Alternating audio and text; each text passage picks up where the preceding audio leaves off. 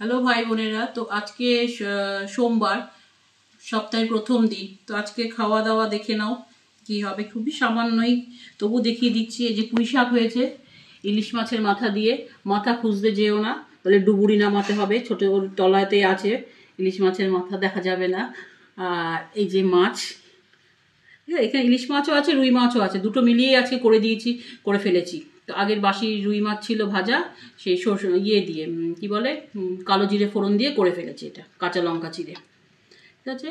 আর এই যে ইলিশের একটু তেল, আজকে খোকা ইলিশ এনেছে ভাই বোনেরা, সেই খোকা ইলিশের 4টে খোকা ইলিশ এনেছে, সেই 4টে খোকা ইলিশের মুড়ো দিয়ে এই পুঁই শাকটা করেছি।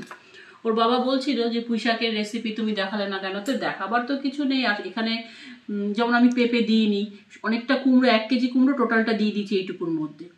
পেঁপে দিলে ভালো হয়, কাঁঠাল দানা হলে ভালো হয়, এরকম টুকটাক অনেক কিছু হলেই ভালো হয়। সুতরাং আমি খুব সিম্পলভাবে করেছি। পরের দিন যদি আমি করি আবার, আমি রেসিপিটা এবার দেবো আমার মতন করে। আর এই যে দই একটা ছোট দই আর ওর বাবার জন্য রাখা আছে, খেলে খাবে, না খেলে না খাবে, টক দই।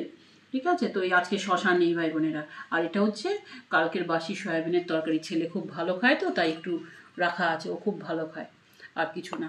আজকে এটা হচ্ছে পুঁই শাক চচ্চড়ি ইলিশ মাছের মাথা দিয়ে। মাথা দেখা যাবে না ভিতরে আছে কি না আছে আমি জানি না, ডুবুরি নামাতে হবে।